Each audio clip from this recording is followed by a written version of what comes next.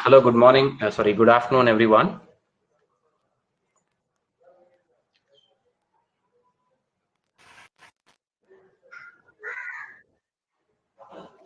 All right, I think the people are starting to join right now. So we have about 81 people. Yeah, there is Sesha, Manjesh, Himanshu.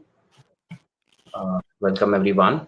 Vivek, Manoj, Varun, Mustafa, Sumit, Daniel, Shiva Reddy, Sachin, Mosam, Akshay.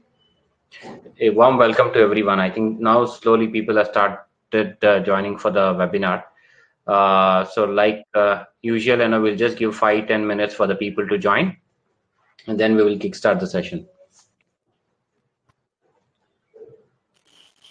Good afternoon, Amit. Hi, Mitesh. Hi, Amit Srivastav. Harmeet, Srisha, Miti. Good afternoon.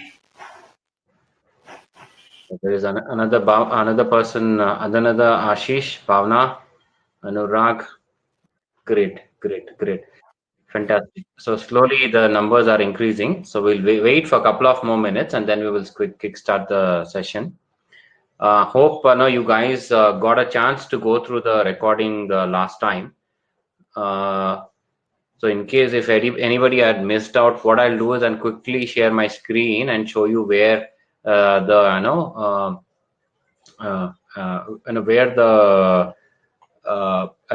recordings will be available. Just a minute. Okay. Just 1 minute.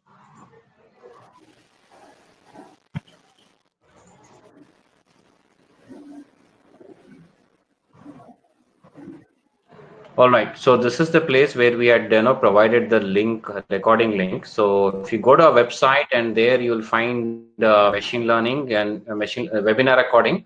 Under that, machine learning with Python is where you can actually find the recordings. So in case if you want to go back and refresh yourself, the people who have joined newly for this session, so here are the recordings. So for Facebook link also we have provided, and also YouTube link. So you can subscribe either to our YouTube channel, or you can also follow us on Facebook. All the new updates on machine learning, Python will be all updated over here. All right. So the people who are interested to join our training program, we also have the program running. So we are giving it at a discount pricing, 7,965. Actual price is 14,750. Right. So if you want to see more details about the course, you can download the content, what we are going to cover in the 60-hour duration, what hands-on we are going to do. All those information are available here, and here is the button for you to enroll. And it's completely online training which we are going to do. Like I said, it's going to be practical hands-on training, and we also record the session every day, and those recordings will be provided to each and every participants who enrolls for the training program. And once you complete the training, you also will be given a certificate. So here are our contact details. So this is the Facebook page as well. So here here also you can land to our Facebook, or if you click over here where it is written Facebook, that will also take you to the Facebook page. Or if you can directly jump into the recording by clicking on this.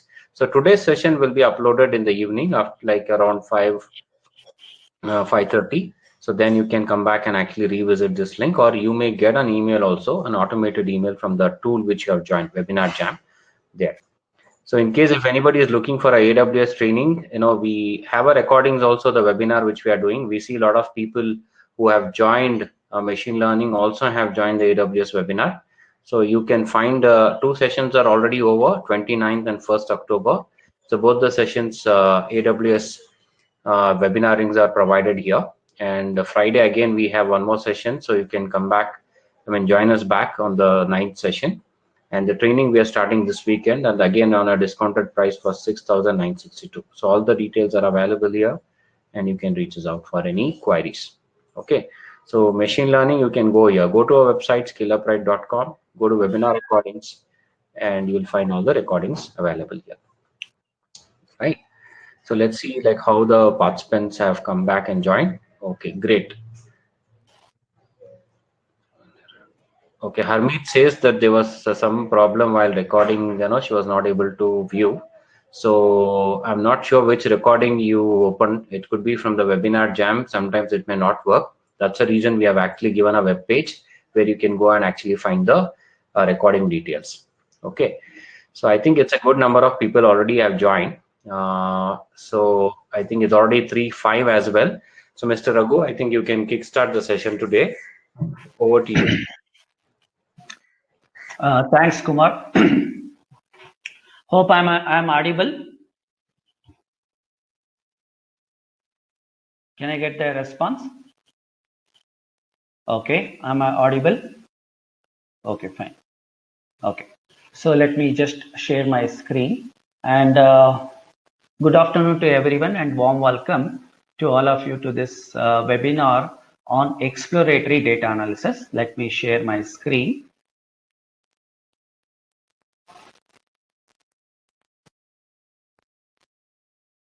Just would like to check with you, are you able to see my screen? Exploratory data analysis in 60 minutes. Can I get a quick confirmation? Okay, so let me get started. So before that, just let us quickly go through what we have discussed in the first webinar. In the first webinar series, we started with Python. So I have given an introduction to Python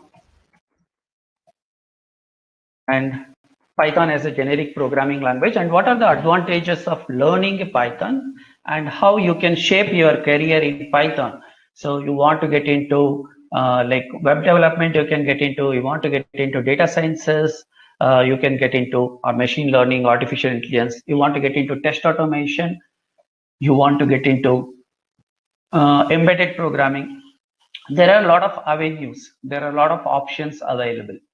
Okay, so that is what we have discussed, and in the last class, obviously the webinar, so we have downloaded what is called as the Anaconda, and then I told you like how to write the program using a using what is called as a spider, and we have done many of the hands-on session. So in the hands-on session, I covered the basics in terms of data types, and then operators, loops, right, and then conditional statements, and then we have moved all the way to list, dictionary, and also as well as finally we have ended the session with object oriented programming, where we have created the class and all. So let us see what is that I would be covering in this particular webinar session. So those who have joined today, just to give a brief introduction about me, myself, Raghu Prasad. I'm actually a subject matter expert. I work with Skill Upright, and I have overall 24 years of experience, and I'm into IT from last 17 years. I worked in many companies like Cisco, CSC, ICSC group of companies, and I'm into corporate training and consultancy, and I also run an edutech company. And as part of the technology is concerned, I work with most of these technologies like Java, Python. So now with data sciences, machine learning and all, as well as I also work on the mean stack and then IoT test automation.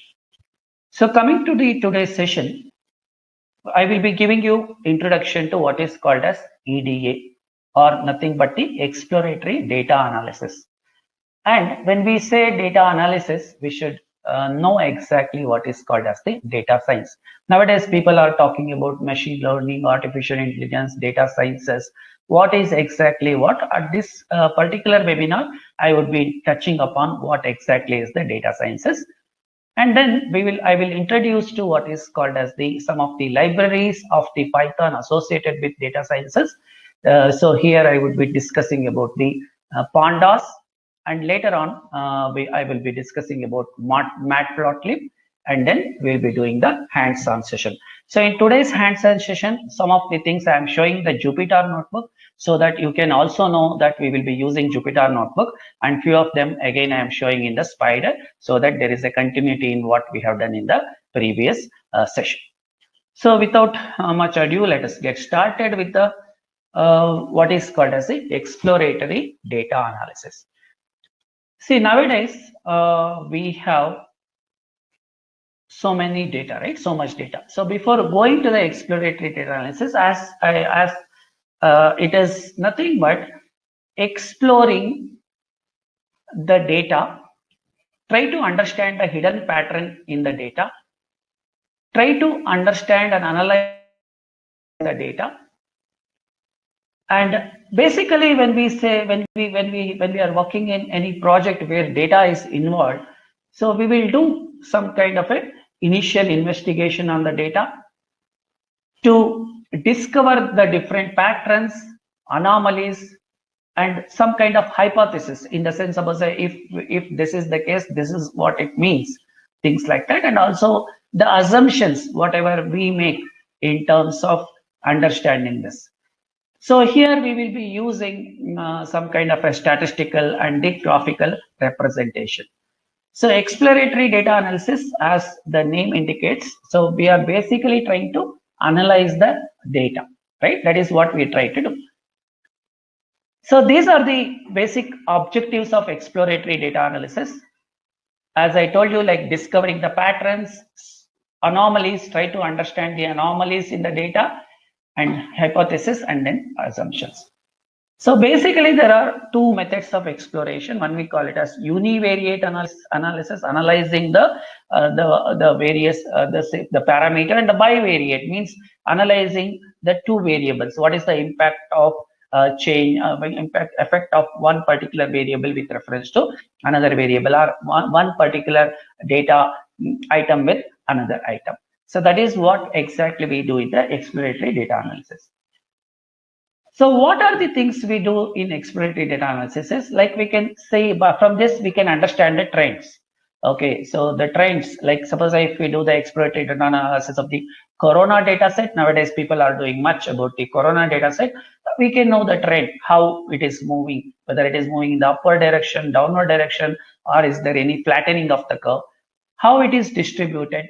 And we can get some of the statistical information like mean, median, some outliers. So some data which is not in a regular pattern, it is either too high or too low in terms of the mean, and also the spread and correlations, relationship, hypothesis testing, and then finally the visual exploration. This is what we do in terms of the EDA, exploratory data analysis. So now the question is where this EDA comes in. So what exactly EDA in terms of the our machine learning or like AI project, where is this where this exploratory data analysis comes in, and it is associated with what? So this everything is associated with what is called as the data science. So it comes under the broad umbrella of data science. So as the name indicates, there is a data and science.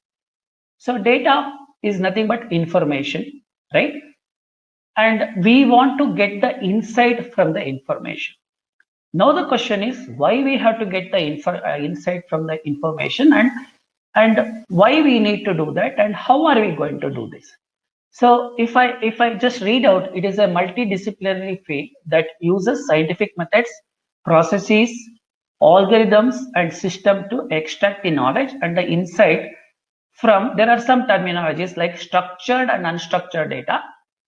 Okay, data science is sometimes used like data mining and big data. So basically it is understanding the hidden pattern in the data. So now the question is why we need to do this, and what kind of data we are talking about. See, now the data, earlier what we used to get the data, most of the time the data was like what we call it as a structured data. So what is the structured data? Is nothing but the data which we can store mostly in the form of a file system or in a database. If you look at this, see from 1980 onwards up to 2000, lot of data which was there is a structured data. After that, there was abnormal growth of what is called as a unstructured data. So what nowadays the data, whatever we have, around 80% of the data is unstructured data, and around 20% of the data is structured data. So what is the meaning of this? Earlier, what used to happen when we used to make, suppose we have bought some services or product from a company, and if that product is not working or service, there is a problem. So then what we do, we used to call the call center, and the call center people used to record the data, right? They used to record the data in a system. In a system, they know like who has called, what is the problem, and what is the resolution, what is the solution for that, is this problem is resolved or not. So those kind of things we call it as the structured data, right? Where you put a structure and you store the information mostly in the form of the SQL. So now what happened, because of the explosion in the internet, because of the social media, people started using, people started talking about the product and the services in other than the regular format, like where you want to talk to a particular customer and do it, or you talk to a particular manufacturer and do it. Here, suppose if some product is good, they may talk about that product in the social media. If that product or the service is bad, they talk in the social media, they write a blog, they create a video, right? So that kind of data, and also as the data may come in from the sensors, right? So there is very much growth in this kind of data, which is unstructured data. Now the question is, how can we handle the unstructured data? How do we manage the unstructured data? Because businesses want to know this. Why they want to know? They want to know what people are talking about the product. Maybe a customer care, whatever the calls they receive, maybe okay, but there are people talking about their product services in the social media. If it is good, also go. If it is bad, they want to know if it is good, why it is good. If it is bad, why it is bad. So that's why it is very important to analyze the data for mutual benefit. One is from the customer perspective.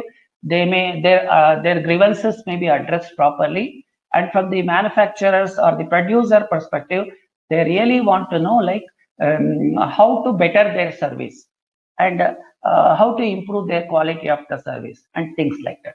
So that is where the data is very important. We call data is the gold, right? Latest gold. Data is the latest gold. So that's why everyone is putting emphasis on. Nowadays, you hear about these terminologies: data analytics, data science, and all those things. So it is about the data. So does it mean that did we not have the similar kind of things earlier?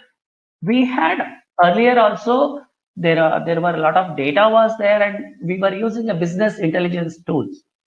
But the data, whatever we are getting now, and the data what we earlier used to get, okay, there is a tremendous difference in terms of the volume and the variety. So I spoke about the volume, huge data, variety of data. Data may come from audio, data may come from video, data may come from a tweet, and things like that, right? So there is a huge difference. So that means we need to treat this data in a different way. So what are the source of data? The source of the data is like, it could be a financial logs, it could be a what you can call it as a text file, multimedia, sensors, and instruments. So that's why, so there would be a different requirement. So what is this semi-unstructured data? So most of these data, whatever I spoke about, now how to handle that, how to extract the data, how to analyze the data, that is what the data science would be. So now if you look at this data science, it is being extensively used everywhere. So if you look at the where and all this could be used. So it is used in, say, in the travel, in terms of predicting the flight delay or dynamic pricing, or it could be used generally in marketing, like what is that? Predicting the lifetime value of a customer, whether what long my relationship with this customer. Can I do some kind of a cross-selling? That means I'm selling one product. Can I sell him some other product of the related? Let us consider a bank. Bank also sometimes is having an insurance. Most of these banks, right? Say SBI, HDFC, ICICI, they have insurance, they have stocks and shares. Can I do the cross selling? Can I do upselling? That means suppose someone is doing fixed deposit, can I do some other kind of a selling? Like, can I ask him to go with the stocks and trades like that? And other thing is healthcare. Again, healthcare is very important in terms of the predicting the diseases, effectiveness of the medicine and things like that. And you have social media analysis, very important now, like US elections is coming, or anything where everyone wants to, anything someone tweets or someone writes in a blog is having very important. And other than this, it could be in any kind of a sales also very important in terms of knowing the demand, and then what kind of discount can I offer. Say now the big billion sale or something of that is coming in, so they wanted to know really what kind of product they may be able to sell and things like that. And also like in the automobile industry, self-driving cars and things like that. So now coming back to what would be the life cycle of a data science project, and where is this exploratory data analysis comes into picture. So as I told you, any project related to data science or anything should have a business requirement. So as I was telling in the last session also, like suppose the business requirement is to understand the customer churn. So some customer is moving from company A to company B or some other company. He want to know why they are moving. So that's why first they start with the business requirement. So business analysis. So business people will come and tell, this is the problem. I am not able to sell my product, or some people are moving from my company away, moving away from my company. What can I do? So that is where they will start maybe hiring some kind of, or giving this project to data scientist, and internally he will require some kind of a data analyst. So they will start first with the data. So first what they will do, if with the business problem, clear business problem, they start with gathering the data. From different sources they gather the data. They extract the data maybe from web scraping, maybe from tweets, maybe from the regular RDBMS, or from the blogs or things like that. So once they extract the data, then they want to do the exploratory data analysis. This is where it comes into the picture. This is where the exploratory data analysis comes into picture. So where they want to understand, they have collected the data. So they want to know what is, when they say data, there are so many parameters, so many variables. So variables are there. So we wanted to know like how each of the variable is working together, and what happens if something is increased, what is the effect of another thing, and then is there any duplication of data, is there any data is missing, what to handle, how to manipulate the data, and how do we like analyze the data and also visualize the data, pictorially represent the data. So this is where exactly the exploratory data analysis comes in. So this is what the part I would be discussing, exploratory data analysis. After that, in the next webinars, I will be talking about the machine learning, and this is one of the machine learning is one of the part of the big project of a data science. And then the product engineering, where we will do the deployment. Once the product is ready, once our application is ready, how to deploy it and how to do another further product engineering. So that is what is the entire project. Hope you got the idea. So exploratory data analysis comes in here. So this is what we are going to talk now. So sorry to interrupt. Yeah. I think a couple of people are trying to reach out to me. Yeah. They're finding issue in with audio, and it is getting disconnected. So I mean, is it with everyone participants? If are you facing the same issue? Can you just quickly on the chat window, you can just post your whether you're able to the issue you are facing, any issue or not, maybe you can mention. Okay, Sumanji says it's good. Okay, many are telling no, everybody can hear. Okay, only I think no issues. I'm able to hear, audio is fine. Okay, no. Okay, voice, couple of them has issues. I think, I feel that, there could be some network issues at your end, the people who are facing issue. But, the people who, I could see that a lot of people doesn't have any issues. Okay. All right. I think, Bharat says all fine, we can continue. Right, sir, we can continue with the session. Sure. So we'll go with the majority vote. Okay. So, yeah.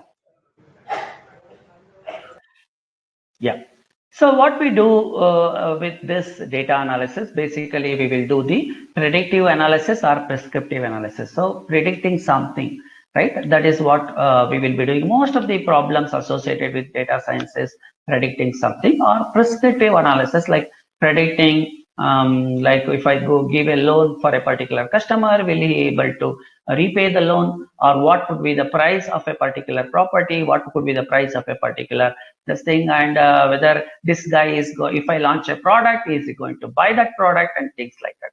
Our prescriptive analysis, where we do like on the go we wanted to do some kind of analysis, that is where the prescriptive analysis comes into picture, that is like all the self-driving cars, etc. And further we will be using the machine learning for making the predictions and all.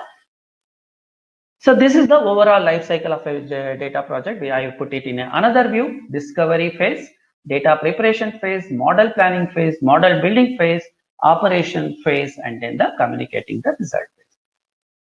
Now, quickly coming back to again, in order to do EDA, what are the tools available? Which one is the good one, or what we should be using?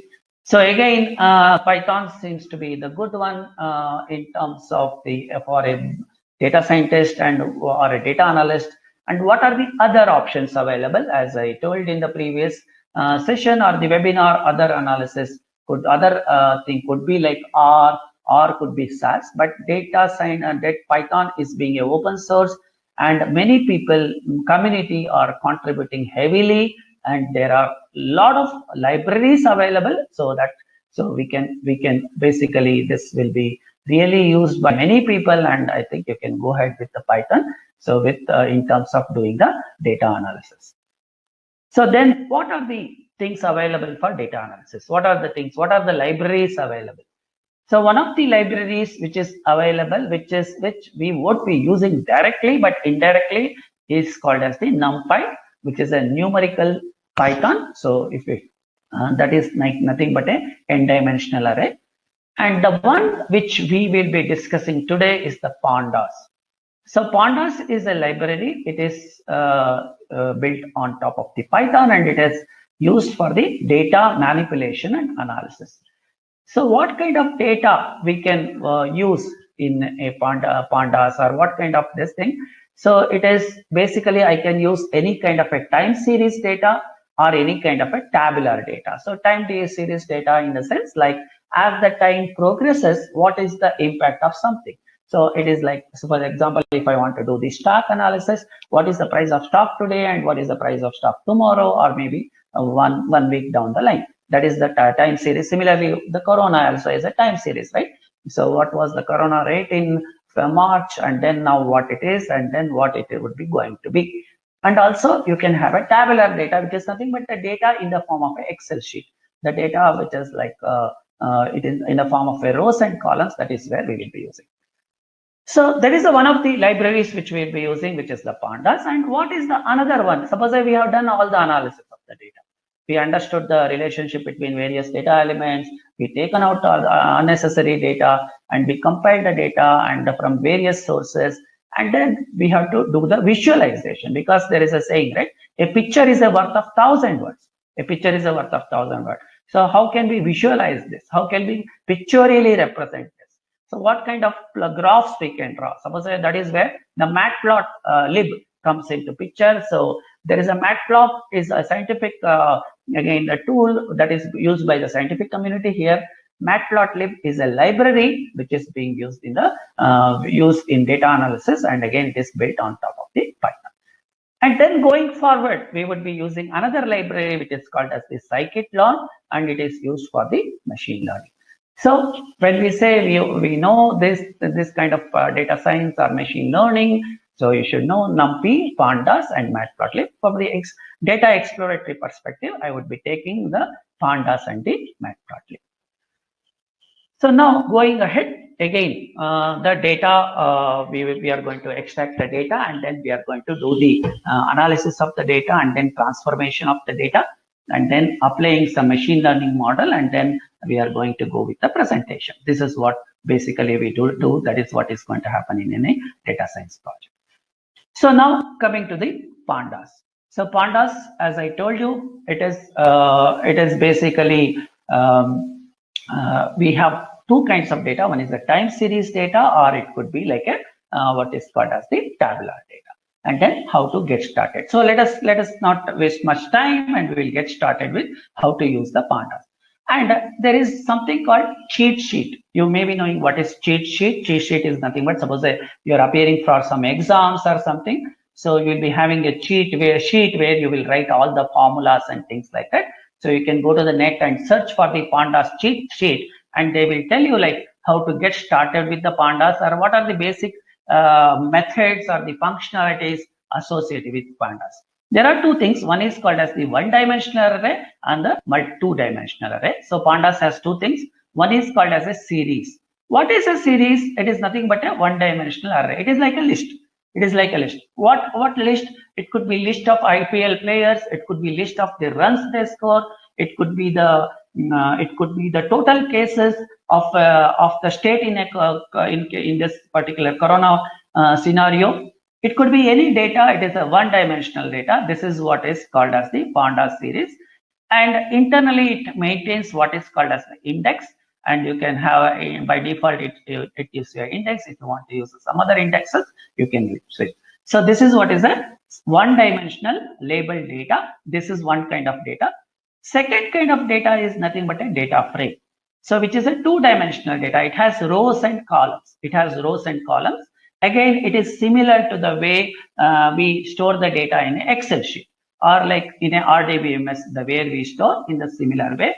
Again, it has rows and columns, and internally it maintains the indexes. And then you have you can do a lot of things with this. You can convert the data into a CSV file. You can read the data from a CSV file, and then you can extract some columns. You can find the maximum. You can find the minimum, and then you can do the aggregate function, right? You can find the what you can call it as the duplicates, and also you can fill or replace some missing value and things like that. You can do the sorting.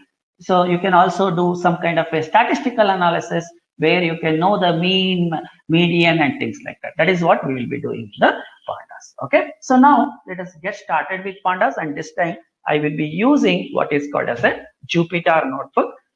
So if you have installed the okay, let me start from the beginning. The Jupyter notebook, how it will look like this. It will look like this. So this is what is a Jupyter notebook. So usually this is used extensively by data scientists, data analysts for the data analysis. Okay. So how do we get started with the Jupyter notebook? If you have downloaded the Anaconda, Anaconda has the Jupyter notebook. And if you have set the path, everything properly, we can start with the Jupyter notebook. Okay. So how to get started with the Jupyter notebook? So let me, it is already running. Just let me close it.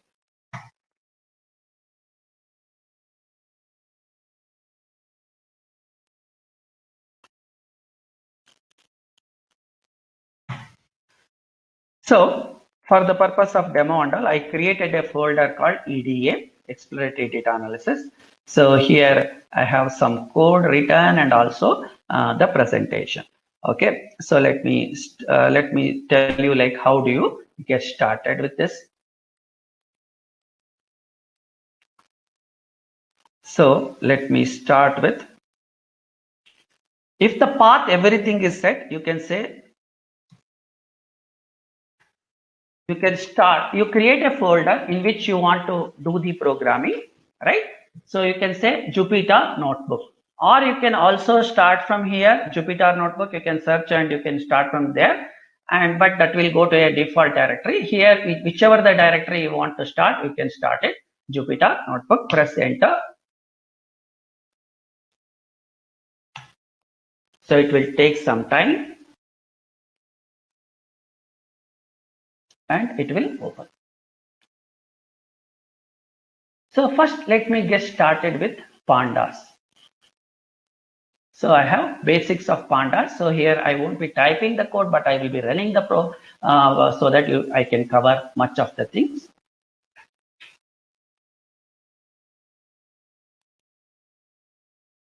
So first let me just tell you like how to start with a Jupyter Notebook, and then so once you open the Jupyter Notebook, you can start a notebook. How to start a notebook? You can just say file and then new notebook and then Python 3.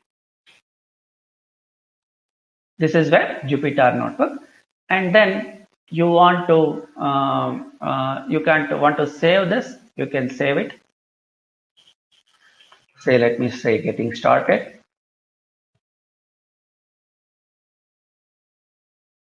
And then you can get a cell like this, and you want to write any comment, you can do so. So there is something called heading. Okay, so here I want to say like Pandas demo. Okay, and then you can click plus, and you want to type something, you can start typing the code here. So let me paste some of the things. The first thing what we want to do is we have to use a library which is called as Pandas. So the first thing, the first line here is that first line here, whatever I am having is nothing but a comment. The comment is there, and then import Pandas as PD. So Pandas is a library alias we are using. As I told you, we want to create a series. Pandas has two things. One is called as a series, another one is a frame, data frame. So series, I can say it is nothing but a list. Suppose that I want to say the list author. Suppose that I want to create a list of author. So I can say some names I can put, and then this author I can pass it to pd.series. It is going to create a series of author, and then you can print those things, and you want to know what is the data type, you can say type of auth series. So then you can run it. See, when you run it, it will print you the output. See here, this is nothing but a series. This is nothing but a series. So this is a series, pandas.core.series. This is a series, and this is the author, right? Author is there, and then this is the index. By default, it creates some index. It starts with 0, 1, 2, 3, 4, and all. So this is how we can get started, and we can do it.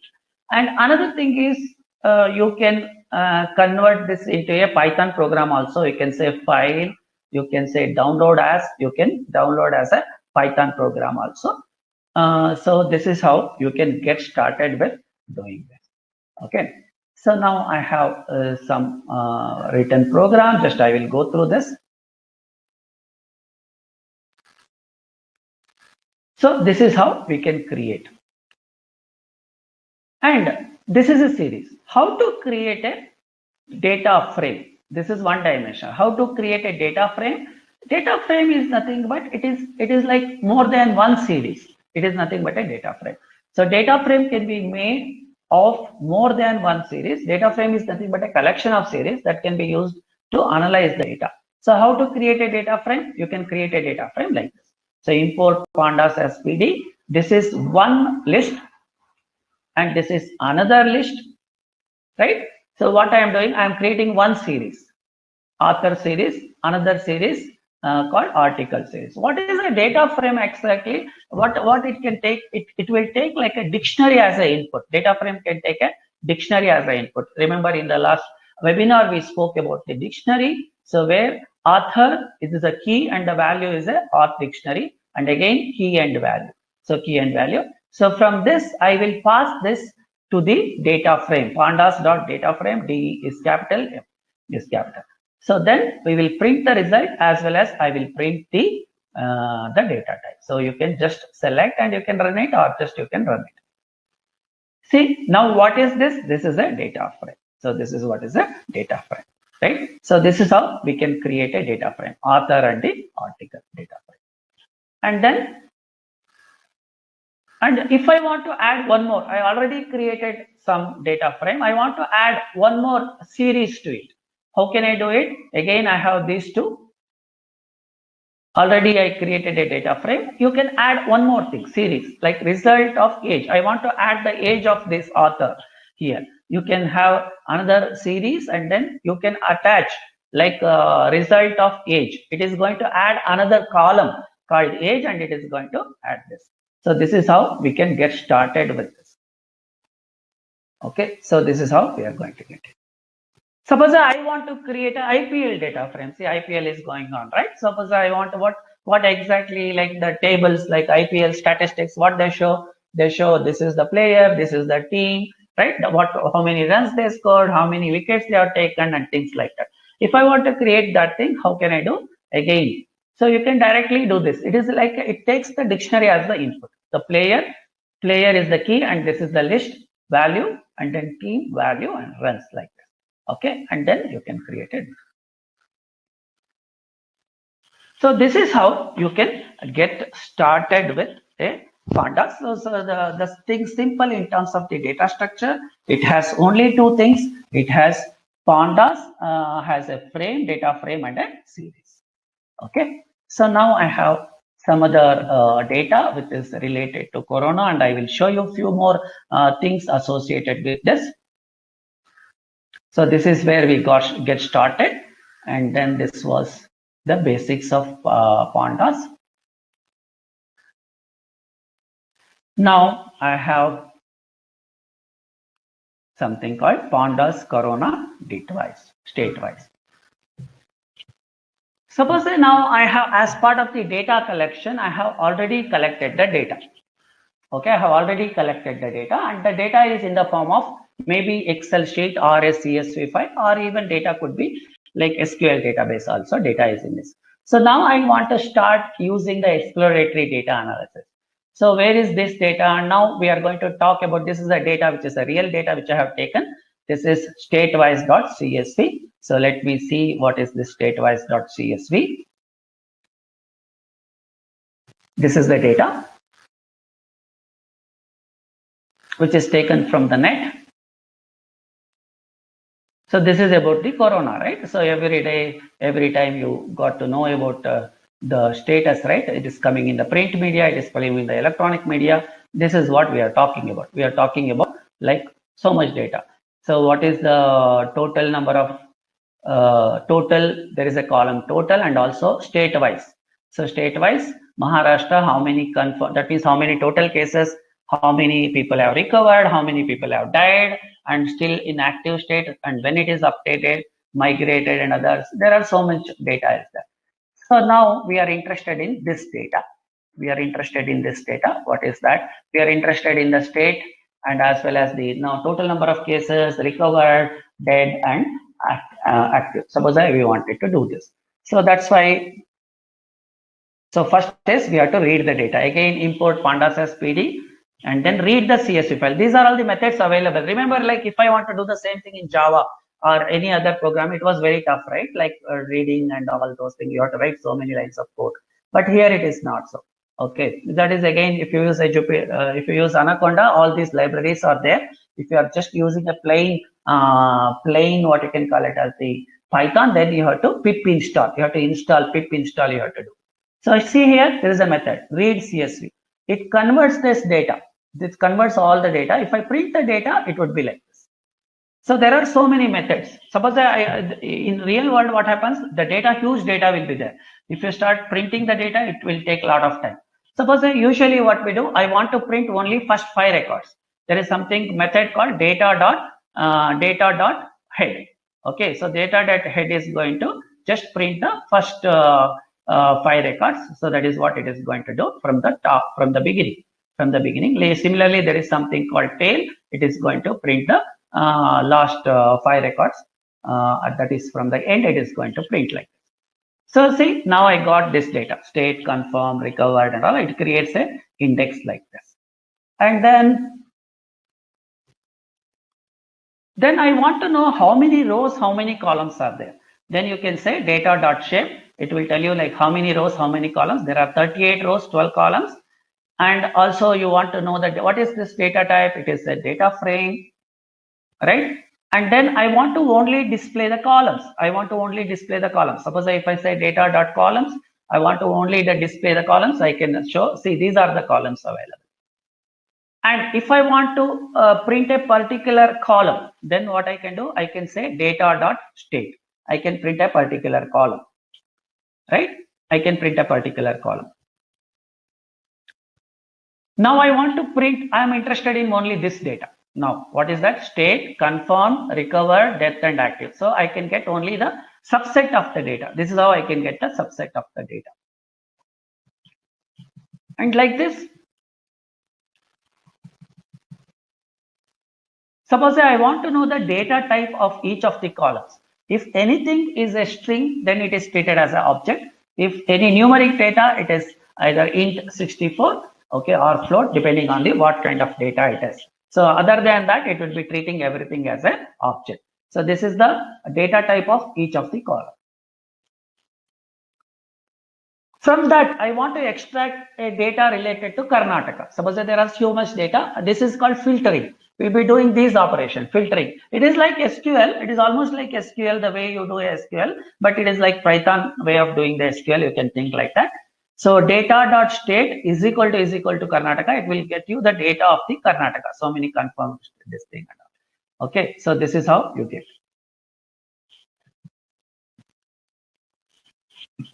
So there are other methods. Suppose I want to work on the rows and the columns.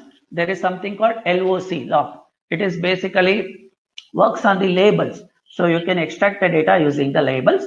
Suppose if I say data.loc colon, comma, colon means it is going to extract all the data. It is going to extract the data, every data it is going to extract. Suppose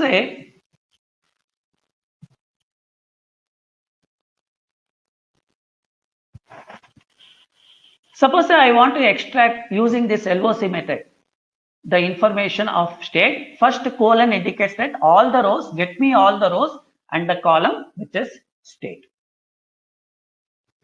So there are so many methods. It is available in the cheat sheet, as I told you in the cheat sheet. Suppose I want to get the state and the confirm. So all the rows, this is how I will get.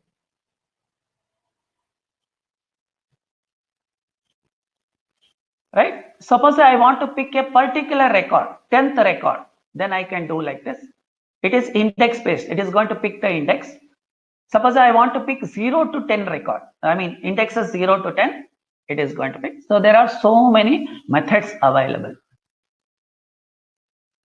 So now I want to know which state is having the maximum cases. So then I can say data of confirmed.maximum. See, I can get the maximum cases. So it has told me like the maximum the cases is some 6,68,000. But I want to know which state is having the maximum. So there is one more aggregate column which is called data.state. I am telling something. Don't take that column because that is an India total. India-wise total I don't want. I want to know other than that particular what you can call it as the column. I want to know which state is having the highest cases. So highest cases, this is what is the data we got. And now I want to know which state. So this is the Maharashtra. Suppose I say data filter.confirm.max is equal to data filter.confirm. That means it will give me the maximum, the state having the maximum cases. Similarly, you can get the state having the minimum cases. The way you do in the SQL, same thing you can do here. You can do statistics, you can do aggregate and things like that. So in this way, you can work with the, suppose there is one, I found in this data, there was one particular row where it says state not assigned. So there is no point in keeping that data, right? So then you can filter it out. I want to take out that particular data. This is what is the analysis we will be doing. And like this, you have so many such methods available. Yeah. and minimum, and is null. I want to see which data is null. And I want to replace, like if some data is null, I wanted to replace with 0, right? I can do, suppose I fill NA, data is null, I want to replace with 0. And similarly, there are so many such things you can do with this thing. Okay, then I want to create a new column called data death rate, because the total number of cases does not mean anything. There may be a state which is a small state, still the death rate may be there more. So I want to do the analysis. That's why what I have done, I have created one more column called death rate, and then it is nothing but the total number of cases, total number of death by total number of cases. So you can do all those things. You can create the total number of cases and things like that. So this is what you can do with the what is called as the pandas. Okay, you can do much more, so many things. So just I have covered this much in this. So these are a lot of things are there. A lot of what you can call it as the computation is happening, and a lot of like real data is available in the Kaggle website. You can go to Kaggle and you can get this data, and you can do a lot of exploratory data analysis. So this is with reference to the pandas.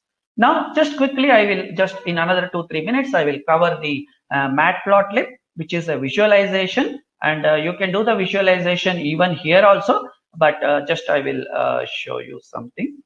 Same data, we can do it visualization here, or a few of the things I have already put it in a what you can call it as the spider. I will show from there also. So you know about the various charts, right? Suppose I want to draw a chart. So you know, like if you want to draw a graph, what kind of graphs you can draw? You can draw the line chart, you can draw the bar chart, you can draw the pie chart, stack chart, and also histogram, scattered plot, time series, so many things you can do. Suppose I want to draw a chart, then we will be using what is called as the matplot. So we'll be using MatplotLib. So here we are using what is called as the pie plot from the MatplotLib. And see, when you want to draw a graph, you need data, right? So I suppose I want to analyze the salary of different developers of different skill set. I am trying to compare. Suppose this is the age. Across the age, I collected data. This is what is the salary of a Python developer. This is what is the salary of a JavaScript developer, and then some other other than that, all developer. So I want to draw a graph of this. So along the x-axis, this is what, along the y-axis, then you can draw the plot, and then you can set the label, you can set the x-axis, y-axis, you can draw the legend, and also you can save the plot. Okay, you can save the plot. Suppose if I draw this, you can see here on the right hand side, there is something called plots. So you can get this thing. So this kind of plots you will get median salary. So, and also this is the legend, and then the x-axis ages, and the y-axis median salary. So these three different colors, you can put different colors, different styles and things like that. So this is how you can get started with a matplot. So MatplotLib is the library. You will be using a pie plot, and it is like the way we draw any graph like this. So just quickly to show one more thing, like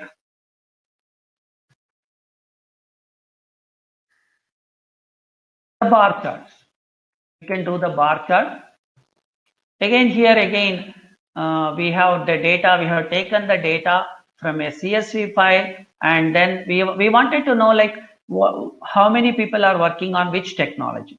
Okay, so this is a particular chart of like most popular languages based on the people like some data. So JavaScript, people with JavaScript, and then HTML, then Python, then this thing. So this is a data file from that particular data file. So we will be using. So let me show this data. This data is in this way.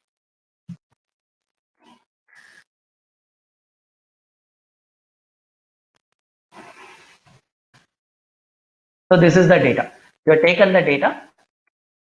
So these are the people who are responded in the net or whatever it is, and they said this guy uses HTML, JavaScript. So we have taken all the things, done the aggregation, then the counting. See, so much complex thing can be done in a simple way. We have done the counting, and then we are trying to do this kind of analysis. Okay, so many kind of graphs you can use. You can even use the animation, things like that. There are different options available, but this is what I think I thought. Let me cover you few things, and also we can have a this data, what you can call it as the MatplotLib for the corona. Also, we can draw same thing. So same data, whatever we have taken, so we can draw the corona data also like this.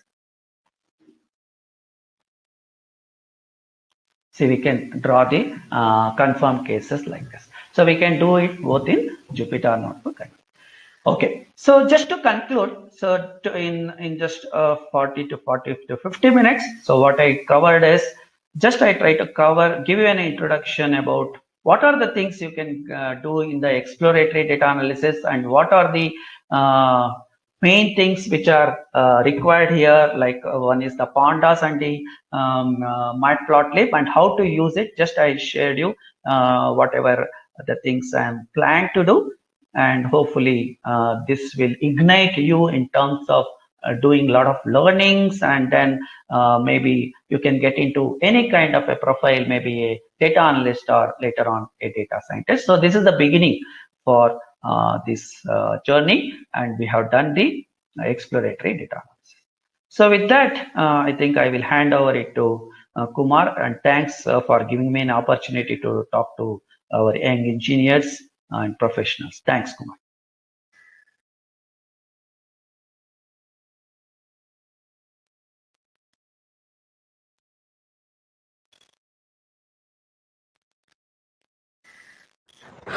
All right, great, Mr. Raghu, for this wonderful session. Again, this is the second session. So, guys, we have this. Totally we had scheduled 4 sessions, so we have done half of it, the 50% of it. Okay, I think there is some echo.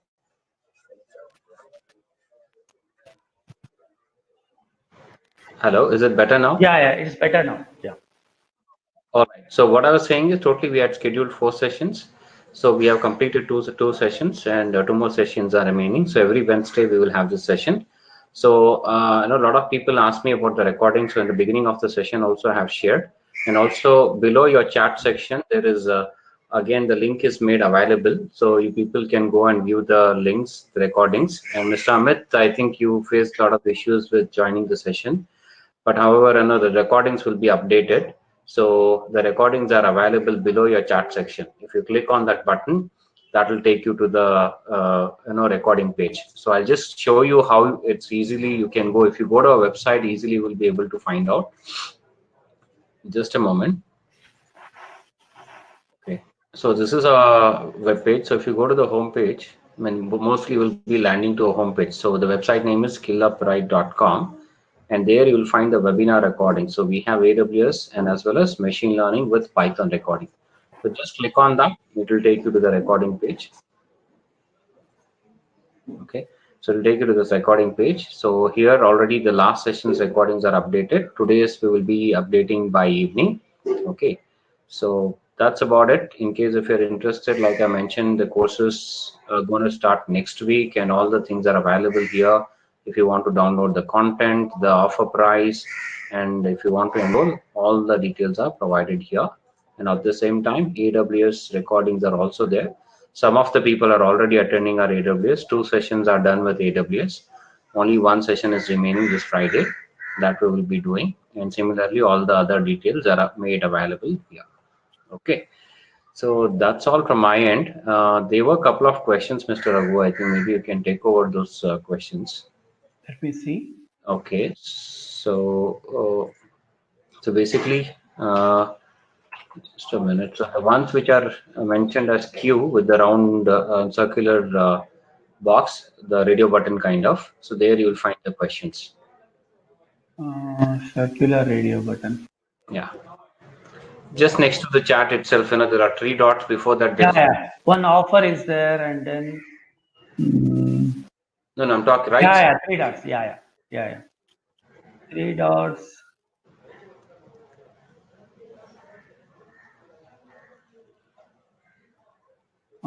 Let me see.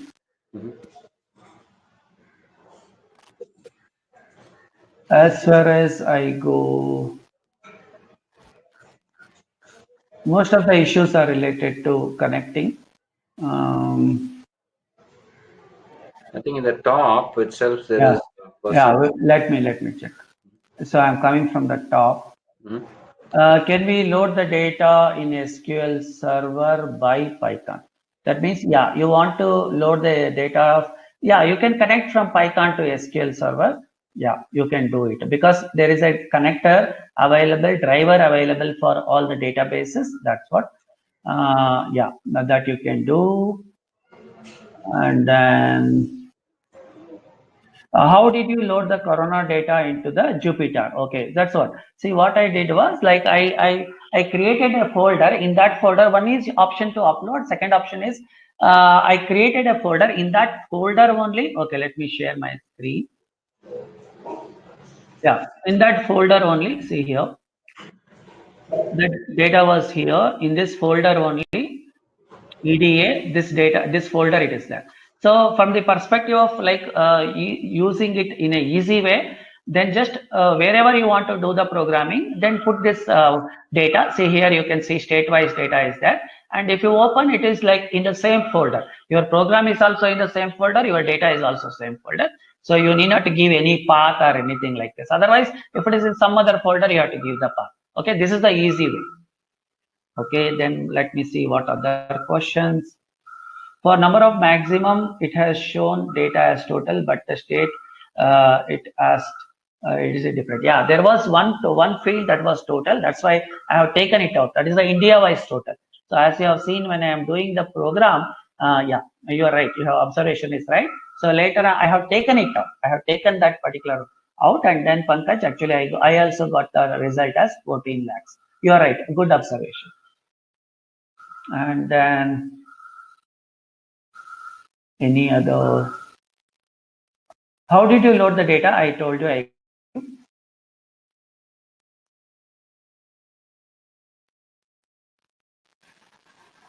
How can we get the data set and the file? See, data set most of the time it is available, publicly available, few of them, or few of them are available in the Kaggle website. Suppose if you go to Kaggle and then say Corona data set, Corona India data set,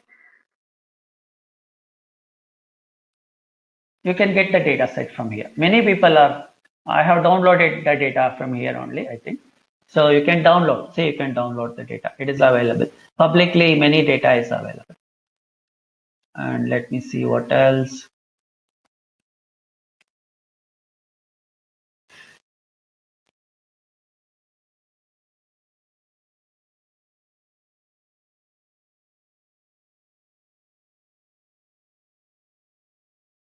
I think those were the questions. Do you have any other questions? Let me know. A couple of questions at the beginning. It's a new Yeah, question. that I already, I think. They have posted few questions. Yeah, that I already. Yeah, is IAS Spider and Jupyter syntax? Yeah, syntax remains the same. Syntax remains the same. It is basically Python. Yeah. Are you going to cover the SQL with Python in the course? Yes. In the Python course, definitely we are going to cover the course. So it is we will be covering SQL. We will tell you how to write the queries, basics of SQL. Everything is there, Pradeep. Yeah. I think those were the questions. If you have any other specific question, please feel to ask me. Or let me know if I have missed out any of your questions. I think pretty much that's it, Kumar. Let me know if at all any other questions are there. Okay, I think, yeah. Amit, see, today's recording will be uploaded after some time. The recording link which we have shared is working. The only thing is, since the session is not over, the recordings have not been uploaded. By evening, you will be able to view the recording. Okay, so but however, the last Wednesday session, which was happened, that is already ready and you can view. So by then, the today's sessions also will be updated. Okay, so hope there are no more questions. So yeah, there are no more questions. There is one question, last question from Rajesh. Sir, can you quickly have a look at it? 1 minute. Let me see. Where is the question? I'm not able to see it. On the top, sir. On the top. Top, huh? Yes. On the top. Yeah, it will come in the top. No, I'm not able to. Where is that? How can we use the Python in real-time scenario? Yeah. Real-time scenario, it has ability to do the real-time time series analysis it can do. And see, most of the things now, whatever is happening, it's all like most of the problems which is being solved, be it analysis in the medical space, be it happening in any of the market analysis or any of the projects that is being taken by Google.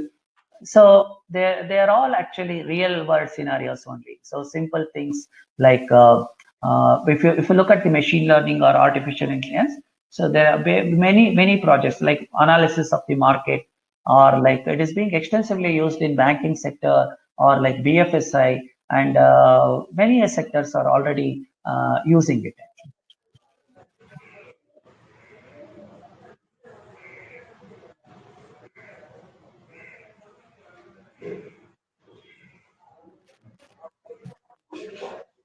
Yeah, where can we find the risk-based algorithms to handle using Python? So what kind of risk-based? I'm not sure what you're talking about. Again, it depends on the thing. So mostly in case of the algorithms, like when it comes to machine learning and all, we have probably three different categories of algorithms.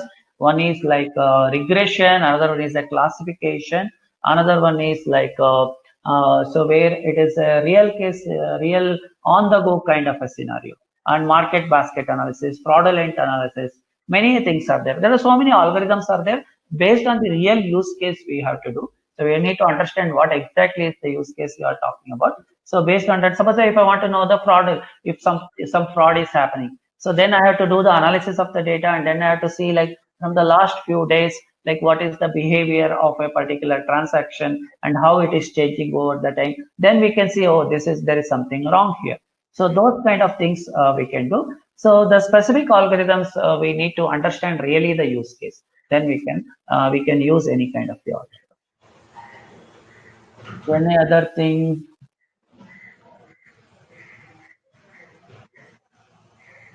So I think those are the questions.